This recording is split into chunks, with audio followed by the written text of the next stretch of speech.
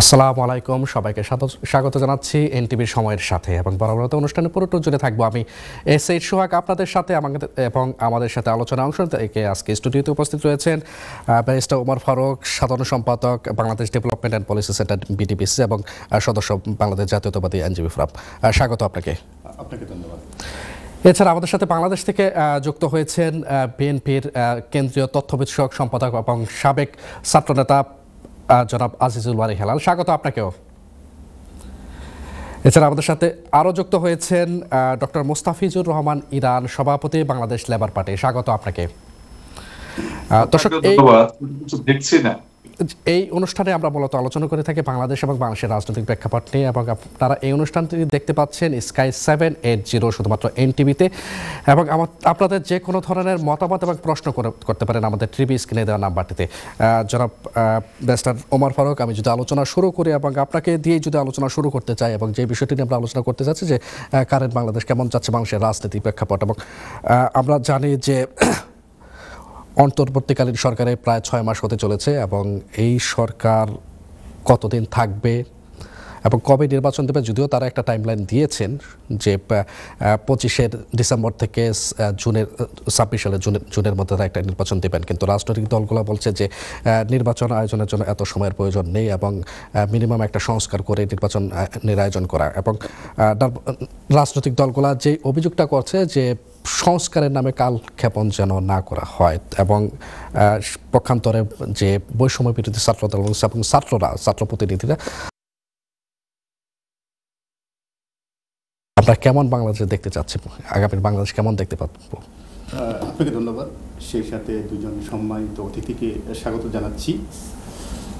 আসলে নির্বাচনের অ্যাপ্রক্সিমেটলি দুটি ডেট দেওয়া হয়েছে, একটা হচ্ছে ডিসেম্বরের মধ্যে দিস ইয়ার, আর একটা হচ্ছে নেক্সট ইয়ার জুন।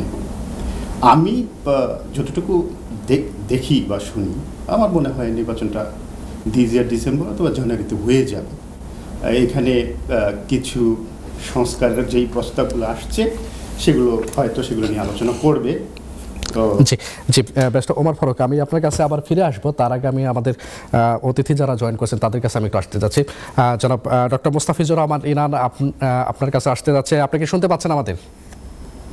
আমি আপনাকে শুনতে পাচ্ছি, দেখতে পাচ্ছি না। জি বলুন। জি, জনাব মুস্তাফিজুর রহমান ইরান, যে প্রসঙ্গটা নিয়ে আমরা আলোচনা করেছি এবং নির্বাচন এবং সংস্কারের যে বিষয়টি এবং জুলাই অভ্যুত্থানের ঘোষণাপত্র যে বিষয়টি রয়েছে, তো নির্বাচন এবং সংস্কারের বিষয়ে আপনাদের দলের অবস্থানটা কি?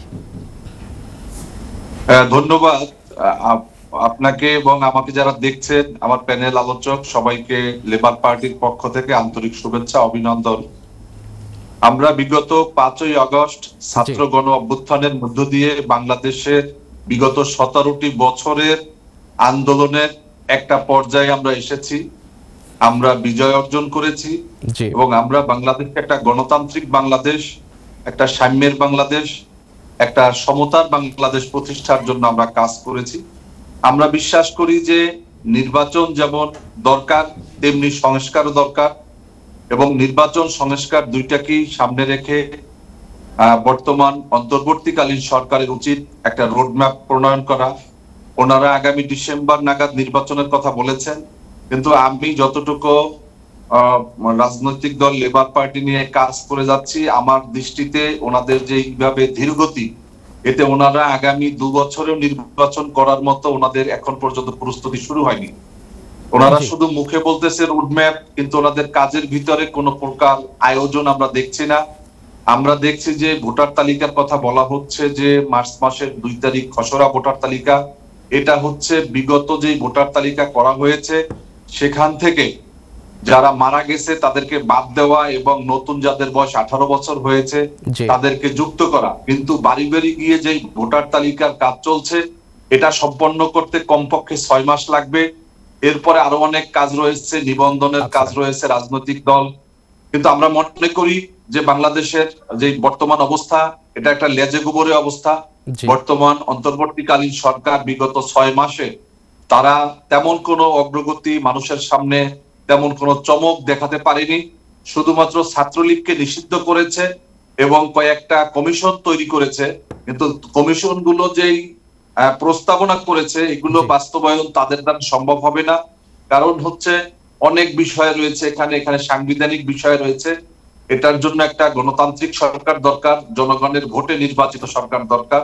আমরা এজন্য বারবার বলছি যে আপনারা একটা নির্বাচনের দিকে এগিয়ে যান এবং জনগণকে তার ভোট দেওয়ার একটা ব্যবস্থা করেন, এবং এটা জাতীয় নির্বাচন হতে হবে।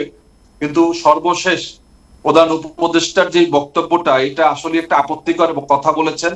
তিনি বলেছেন যে ছাত্রদের দ্বারা একটা দল করার মনে হচ্ছে যেন তিনি পৃষ্ঠপোষকতা করছেন, এবং তিনি ক্ষমতায় থেকে এই উপদেষ্টাদেরকে ক্ষমতায় রেখে যেভাবে রাজনৈতিক দল গড়ার, এটা একটা কিংস পার্টির মতো আমাদের কাছে মনে হচ্ছে। এতে আমি মনে করি যে তার নিরপেক্ষতা হারাবে। ডক্টর মোহাম্মদ ইউনূসের যে সুনাম সুখ্যাতি, এগুলো থেকে অনেকটা ভাটা পড়বে। জনগণের যে প্রত্যাশা, সেটা কতটুকু সম্ভব হবে এটা সময় বলে দেবে। আমরা আগ বাড়িয়ে কিছু বলতে চাচ্ছি না। আমরা চেয়েছিলাম যে অন্তত তিনি এই অন্তর্বর্তীকালীন সরকার, বিগত পালিয়ে যাওয়া আওয়ামী লীগ এবং সামনে যেই সরকার আসবে, এর মাঝখানে একটা সেতুবন্ধন হিসাবে অন্তর্বর্তীকালীন সরকার কাজ করবে। কিন্তু এখন দেখতেছি হিতের বিপরীত, তারা এখানে নতুন রাজনৈতিক দল করার এবং দীর্ঘমেয়াদে ক্ষমতায় থাকার বিভিন্ন অভিলাষ আমরা দেখতে পাচ্ছি। উপদেষ্টাদের ভিতরে অনেকেই তারা আগামীতে এমপি মন্ত্রী হওয়ার জন্য তারা বিভিন্ন ধরনের স্বপ্ন দেখছেন। কিন্তু এটা স্বপ্ন দেখা অপরাধ নয়। বাংলাদেশে প্রত্যেকের রাজনীতি করার অধিকার রয়েছে, প্রত্যেকের ক্ষমতা যাওয়ার অধিকার রয়েছে। সেটা হতে হবে আমরা যেমন রাজনীতি করছি, বিএনপি সহ অন্যান্য আমাদের যে সমস্ত রাজনৈতিক দল রয়েছে, ওই রকম করে রাজনীতি করে আসতে হবে। আপনি ক্ষমতায় বসে রাজনৈতিক দল করবেন, ক্ষমতায় থেকে নির্বাচন দিবেন, তাহলে তো শেখ হাসিনার নির্বাচন সেই 14, 18, 24-এর মতো নির্বাচনের দিকে দেশ এগিয়ে যাচ্ছে বলে মানুষ মনে করছে। ধন্যবাদ আপনাকে। জি জি, ধন্যবাদ। আমি আপনার কাছে আবার ফিরে আসবো। জনাব আজিজুল বারী হেলাল, আপনি কি শুনতে পাচ্ছেন আমাদের? জি, শুনতে পাচ্ছি। যে প্রসঙ্গ নিয়ে আমরা কথা বলছিলাম, যে নির্বাচন এবং সংস্কারের বিষয়ে, এবং প্রধান উপদেষ্টার সাম্প্রতিক একটি বক্তব্য দিয়েছেন যে ছাত্রদের রাজনৈতিক দল গঠনের ব্যাপারে, এবং সেখানে আমার কথা হচ্ছে যে উপদেষ্টা পরিষদের কেউ কিংবা ছাত্ররা তারা যদি উপদেষ্টা পরিষদ থেকে পদত্যাগ করে তারা যদি রাজনৈতিক দল গঠন করে কিংবা রাজনৈতিক দলে সম্পৃক্ত হয়, তাহলে তো সেখানে কোনো সমস্যা থাকার কথা না। যে আপনি যে প্রশ্নটা করেছেন তার উত্তর আমাদের দল থেকে বহুবার দেওয়া হয়েছে, যে এই সরকার হলো অন্তর্বর্তীকালীন সরকার এবং এই সরকারের ক্যারেক্টার হলো নিরপেক্ষ থাকা। জি, নিরপেক্ষ থেকে নির্বাচন অনুষ্ঠান করবে। এখন এই অন্তর্বর্তীকালীন সরকারের বিভিন্ন উপদেষ্টারা যদি রাজনৈতিক দল গঠন করে, তাহলে বিভিন্ন পত্রপত্রিকায়, টেলিভিশনে বলছে যে সেটা হবে কিংস পার্টি। এখন জনগণ কিভাবে নেবে এই কিংস পার্টিকে, এটা জনগণই সিদ্ধান্ত নেবে। এ ব্যাপারে বিএনপি বক্তব্য অত্যন্ত পরিষ্কার, যে বিএনপি যেহেতু মাল্টি পার্টি ডেমোক্রেসিতে বিশ্বাস করে, অর্থাৎ বহুদলীয় গণতন্ত্রে বিশ্বাস করে, সুতরাং যে কোনো নতুন রাজনৈতিক দলকে কংগ্রাচুলেট আমরা অবশ্যই করি। এখন বক্তব্য হলে এই কিংস পার্টি বা এই সরকারের পৃষ্ঠপোষকতায় যে দলটি, সেই দলটি যদি আবার নির্বাচনে অংশগ্রহণ করে, তাহলে কিন্তু এই সরকার তার নিরপেক্ষতা হারাবে। এখন যদি বলেন যে এই উপদেষ্টা পদত্যাগ করবে, এখন আপনি 6 মাস উপদেষ্টা থেকে এখন পার্টি গঠন করার নাম করে যদিও পদত্যাগ করেন, কিন্তু আপনার যে সংশ্লেষ এই সরকারে রয়ে গেছে, আপনার যে নেক্সাস এই সরকারে রয়ে গেছে, এতদিন আপনি যে প্রভাব প্রতিপত্তি খাটিয়েছেন বাংলাদেশের বিভিন্ন প্রশাসনে বলেন এবং সরকারে বলেন, আপনি তো সেখানে একটা কনফ্লিক্ট অফ জনাব আজিজুল বারী হেলাল, আমি আপনার কাছে আবার ফিরে আসবো। আমাদের সাথে অসংখ্য কলার ওয়েট করছে, আমি এর মাঝ থেকে একটা কল নিয়ে নিচ্ছি। হ্যালো কলার, আসসালামু আলাইকুম। ওয়ালাইকুম আসসালাম। জি, দর্শক নাম বলে প্রশ্নটি করুন। আমি এনফিল্ড থেকে বলছিলাম, আমার নাম হচ্ছে শাহিন। জি, আমার একটা কমেন্ট ছিল। জি শিওর। কমেন্টটা হচ্ছে বিএনপির, আমি পার্সোনালি নিজেই বিএনপি করি, একসময় অ্যাক্টিভ বিএনপি ছিলাম, ছাত্রদল করতাম। জি, এখন অবশ্যই দেশে থাকি। এখন কিছু কিছু নেতা প্রতিদিন যখন আমরা টিভি দেখি, তাদের বক্তব্যে একটাই কথা, শুধু নির্বাচন। দেখে মনে হচ্ছে তারা পাগল হয়ে গেছে নির্বাচনের জন্য। আই আন্ডারস্ট্যান্ড দ্যাট তাদের সাসপিশন এটা লঙ্গার টাইম থাকবে দিস এন্ড দ্যাট, কিন্তু তারা এগুলি যত বেশি বলছে তারা কিন্তু দেশের মানুষ থেকে বিচ্ছিন্ন হয়ে যাচ্ছে। কারণ মানুষ এখন স্বপ্নের একটা নতুন বাংলাদেশ দেখতে চায়, আগে ট্র্যাডিশনাল পলিটিক্স আর দেখতে চায় না। এটা হচ্ছে আমার মেইন কমেন্ট। তারপর আরেকটা জিনিস, যেটা বিএনপির কিছু কিছু নেতা অ্যাটিটিউডে মনে হয় তারা ক্ষমতায় আসার জন্য আওয়ামী লীগকে পুনর্বাসন করতেও তারা দ্বিধাবোধ করবে না, এবং এইটা কিন্তু মানুষ ক্ষমা করবে না। কারণ আওয়ামী লীগকে এই দেশের বাংলাদেশের মাটিতে তাদের কোনো জায়গা নেই, সোজা হিসাব। এটা আপনার ব্যক্তিগত মতামত থাকতেই পারে, কিন্তু প্রকৃতপক্ষে তারা কি সেটা করছে কিনা এটা হচ্ছে বিষয়। ধন্যবাদ কলার আপনাকে জনাব আজিজুল বারী হেলাল। আমি আপনার কাছে আবার ফিরে আসবো, আমাদেরকে আজানের বিরতিতে যেতে হবে। দর্শক দেখছিলেন সময়ের সাথে কথা বলছিলাম বাংলাদেশের রাজনৈতিক প্রেক্ষাপট নিয়ে। সময় হলো একটি বিরতির পর আবার ফিরে আসবো, ততক্ষণ সাথেই থাকুন। বিরতির পর আরও একবার স্বাগত সবাইকে। দেখছিলেন সময়ের সাথে কথা বলছিলাম বাংলাদেশের রাজনৈতিক প্রেক্ষাপট নিয়ে। জনাব ব্যারিস্টার ওমর ফারুক, বিরতির আগে যে প্রসঙ্গে কথা বলছিলাম আপনার সাথে, যে কেমন বাংলাদেশ আমরা চাই। ধন্যবাদ আপনাকে আবারও।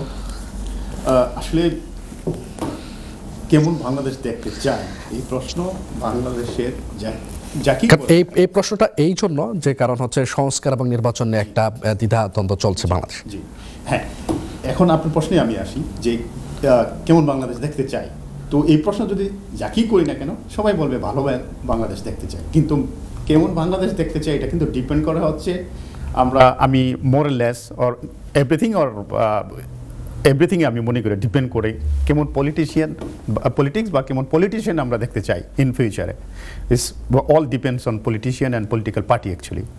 তো আমরা কি ওই ওবায়দুল কাদেরের মতো পলিটিশিয়ান দেখতে চাই কিনা, হাসান মাসুদের মতো পলিটিশিয়ান দেখতে চাই কিনা, যারা জানতোই না তাদের রেসপন্সিবিলিটি কি অ্যাজ এ মিনিস্টার এমপি, তারা জানতোই না যে তাদের ডিউটি কি। তাদের কাজ ছিল সারাদিন সকাল থেকে বিকাল পর্যন্ত, রাত্র পর্যন্ত একটা মুজিব কোড পরে বিএনপি এবং জামাতকে গালিগালাজ করা, এটাই হচ্ছে তাদের কাজ।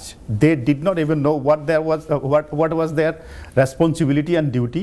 তারা সকাল থেকে বিকাল পর্যন্ত বিএনপিকে গালিগালাজ করবে, যে যত বেশি গালিগালাজ করতে পারবে সে যত বড় নেতা। এই দুই বদমাইশি হচ্ছে সবচেয়ে বড় নেতা ছিল আওয়ামী লীগের। তো এই দুইটাই বেশি গালিগালাজ করতো।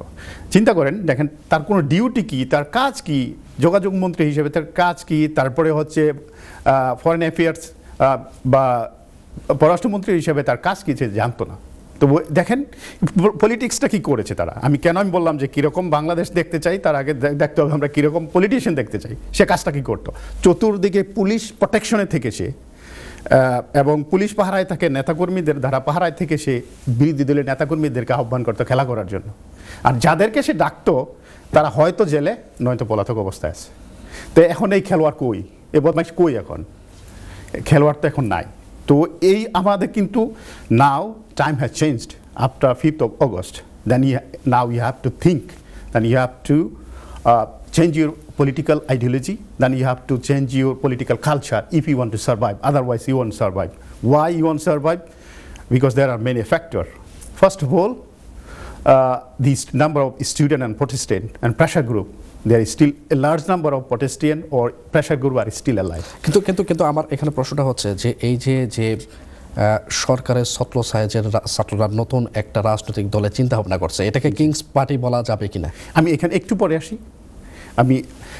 সেটা হচ্ছে কেন আমাদের পলিটিক্যাল কালচার চেঞ্জ করতে হবে, এটা আমি একটু বলিনি এক মিনিটে। সেটা হচ্ছে প্রথম কথা হচ্ছে প্রেশার গ্রুপ ক্রিয়েট হয়েছে। তারপরে হচ্ছে শেখ হাসিনা যেরকম ব্রুটাল আইন শৃঙ্খলা বাহিনী তৈরি করেছিল বাংলাদেশে, ইন ফিউচারে no any political party would be able to form this type of regime anymore. তাহলে কি আরেকটা হচ্ছে যে parents who lost their kids, probably they have more kids to sacrifice. তাহলে এখন পলিটিক্যাল কালচারই চেঞ্জ করতে হবে। আপনাকে পলিটিক্স করতে হবে ডিউটি বেসড, আপনার রেসপন্সিবিলিটিস, আপনি মন্ত্রী, আপনার ডিউটি কি, এটা আপনার কাজ করতে হবে। আপনার এমপি, আপনার দায়িত্ব কি, এগুলো নিয়ে কাজ করতে হবে। তো এই কাজ যদি না করেন, আমি মনে করি যেই কোনো পলিটিক্যাল পার্টি ক্ষমতায় আসুক না কেন, নির্বাচন তো হবেই, নির্বাচন হবে, এটা হয়ে যাবে। এখন আওয়ামী লীগ যদি কোনো ধরনের বড় ধরনের দুর্ঘটনা না ঘটাতে পারে আমাদের অনেকের কারণে, দুর্ঘটনা তাদের কাজই হচ্ছে, এখন আওয়ামী লীগ হচ্ছে আমাদের বহিঃশত্রু, টু বি অনেস্ট।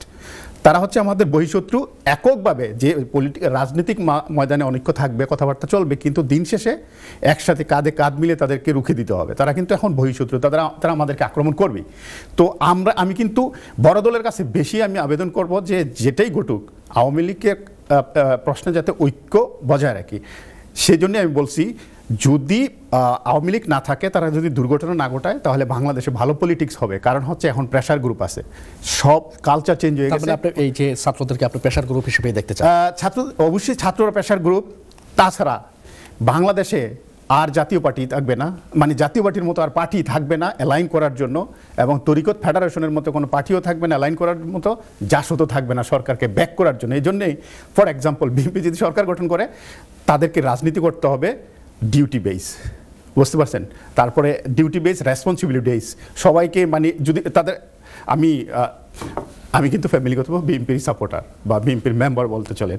তো এখন পলিটিক্স করবে, পলিটিক্সে একটা থিঙ্ক ট্যাঙ্ক থাকবে গ্রুপে, আর যারা মন্ত্রী হবে, এমপি হবে, মন্ত্রী হবে, তারা সুপার পাওয়ারে থাকার তাদের দরকার নাই। জাস্ট তারা তাদের দায়িত্ব পালন করবে as like employee of the government for the people. Every single ইয়ারে, প্রতি বছরে তাদের পারফরমেন্স ইভ্যালুয়েট করতে হবে। যদি সে আপ টু দ্য মার্কে না থাকে, তাকে পুট ডাউন, মানে তাকে বের করে দিতে হবে, এবং যে পারফরমেন্স ভালো তাকে প্রমোট করতে হবে। এবার আসেন, আমি যদি 1 মিনিটে বলি, প্রেশার গ্রুপ তাদেরকে ক্লিয়ার করতে হবে যে আমরা যদি পলিটিক্যাল ফর্ম, তারা যদি পলিটিক্যাল পার্টি গঠন করে, তাদেরকে এখনই সরে যেতে হবে। এখন মানে আর 1 মিনিটে দেরি করতে হবে না, এখনই সরে যেতে হবে। অলরেডি ইটস টু লেট যে আমরা, কিন্তু তারা তো অপরচুনিটি অলরেডি নিয়ে নিছে না, এটা it not gonna be fair anymore. তারা যদি বলে যে আমরা আর করবো কি করবো না, আরেকটু দেরি করি, পরে বলবো, যাওয়ার সময় আমরা বলে যাব, এটা ইটস নট ফেয়ার। বিএনপি মহাসচিব, আমাদের মহাসচিব যে কথা বলেছেন, অ্যাবসলিউটলি 100% কারেক্ট, আই থিঙ্ক। জি, ধন্যবাদ আপনাকে। আমি আমাদের সাথে কলার ওয়েট করছি। হ্যালো কলা, আসসালামু আলাইকুম। কলা, আসসালামু আলাইকুম। হ্যালো, আসসালামু আলাইকুম সোহাগ ভাই। জি, ওয়ালাইকুম সালাম। আপনার প্রশ্নটি কি? আপনার সংক্ষেপে আপনার প্রশ্নটি বলেন, স্পেসিফিক কোশ্চেন। আমার প্রশ্ন হলো, আমরা বাঙালি স্বাধীনতার পর আমরা সকলে মিলে আমরা হেড অফ দ্য স্টেটের নাম দিছি বঙ্গভবন। তো বঙ্গভবন হইল সবকিছু, সর্বকিছুর মূল, এবং মোনার্কি, যে আমরা রাষ্ট্রকে সংরক্ষিত রাখি। এখন প্রশ্ন থাকে সংস্কার, সংবিধান গড়ে উঠে, এভরি সেকেন্ড তো সংবিধান বলে। এই যে তত্ত্বাবধায়ক অন্তর্বর্তী সরকার আসছে, এবং সামরিক সরকার আসবে, এবং বিএনপি সরকার আসবে। ধন্যবাদ কলার আপনাকে আপনার মতামতের জন্য। আমরা বুঝতে পেরেছি আপনার মতামতটি। এবং দর্শকদের অবগতির জন্য আরেকটি জিনিস আমি জানিয়ে রাখি, সেটা হচ্ছে যে আমাদের অতিথিরা যেই সকল বক্তব্য রাখেন, এটা তাদের একান্তই ব্যক্তিগত বক্তব্য। এই বক্তব্যের সাথে এনটিপি কিংবা প্রোগ্রামের প্রেজেন্টারের কোনো রিলেটেড না। ধন্যবাদ। জনাব ডক্টর মুস্তাফিজুর রহমান ইরান, আপনি কি শুনতে পাচ্ছেন? জি, শুনছি। জি, আমরা যে প্রসঙ্গে আলোচনা করছিলাম, এবং হেলাল ভাই যে কথাটি বলছে যে ছাত্ররা এখন যে দল গঠনের চিন্তা ভাবনা করছে, তারা যদি এখন দল গঠন করে, এবং এটাকে কিংস পার্টি আপনি বলবেন কিনা? ধন্যবাদ। আপনি আগে যে প্রশ্নটা করেছিলেন ওমর ফারুক ভাইকে, আমি ওইটা নিয়ে একটু কথা বলতে চাই। নিশ্চয়ই। কেমন বাংলাদেশ চাই? জি, আমরা একটা ক্ষুধা, দারিদ্র মুক্ত একটা বাংলাদেশ চাই। আমরা দুর্নীতি মুক্ত বাংলাদেশ চাই। আমরা ঘুষ, বেকারত্ব মুক্ত বাংলাদেশ চাই। আমরা লুটপাট, খাই রাজনীতি মুক্ত বাংলাদেশ চাই না। আমরা চুরি ডাকাতির যে মহোৎসব চলছে বর্তমানে, এটার থেকে পরিত্রাণ চাই। আমরা দ্রব্যমূল্য নিয়ন্ত্রণ চাই। যেই দ্রব্যমূল্য নিয়ন্ত্রণে এই 6 মাসে সরকার চরমভাবে ব্যর্থ হয়েছে, বরঞ্চ তারা কালোবাজারি সিন্ডিকেটের কাছে আত্মসমর্পণ করেছে। আমরা প্রতিহিংসা মুক্ত বাংলাদেশ চাই। আমরা দলবাজি মুক্ত বাংলাদেশ চাই। তো এখন এই যে আমি যে বিষয়গুলো বলেছি চাই, এটা করবে কে? এটা করতে হলে একটা সরকার দরকার, এবং এই সরকারটা অবশ্যই অন্তর্বর্তীকালীন সরকার নয়, কারণ ওনারা একটা স্বল্প মেয়াদে বিশেষ কিছু কাজের জন্য ওনারা এসেছেন। এটা আমরাও যেমন মনে করি, এদেশের জনগণ মনে করেন। কিন্তু সমস্যাটা হচ্ছে যে ওনারা বারবার একটা কথা বলেন যে ওনারা সংস্কার করতে চান। আমি দেখেছি একজন বক্তা, সম্ভবত প্রশ্নকারী, তিনি বলেছেন যে আমরা নির্বাচনের জন্য পাগল হয়ে গিয়েছি। এটা আমাদের বলেছে, বিএনপি কে বলেছে, বা আমরা যারা রাজনৈতিক দল আমাদের বলেছে। আমি তাদের বলতে চাই যে আমরা নির্বাচনের জন্য আমরা পাগল হয়ে যাইনি। আমরা রাজনৈতিক দল, আমরা নির্বাচন চাবো। আমরা চাইবো না যে এইখানে নির্বাচনের বাইরে পিছনের দরজা দিয়ে কেউ ক্ষমতায় আসুক। আমরা চাইবো না যে কেউ ক্ষমতায় বসে তারা এটাকে জমিদারি মনে করুক, যেটা হাসিনা মনে করেছিল। এবং এখন এই যে অন্তর্বর্তীকালীন সরকার, এই সরকারে যাদেরকে উপদেষ্টা করা হয়েছে, এখানে অনেক রয়েছে সেই 1-11-এর যারা দোষক, যারা সেই 1-11 সৃষ্টির পিছনে ফখরুদ্দিন এবং মইনুল আহমেদকে প্রভাবিত করে তাকে ক্ষমতা গ্রহণের পরে এবং একটা দীর্ঘমেয়াদী নতুন একটা সংস্কারের নামে বিএনপি এবং জাতীয়তাবাদী শক্তি, ধর্মীয় মূল্যবোধে বিশ্বাসী শক্তিকে মাইনাস করার যে ফর্মুলা নিয়ে কাজ করেছিলেন, তার অনেক কুশীলব এই সরকারে অবস্থান করছে।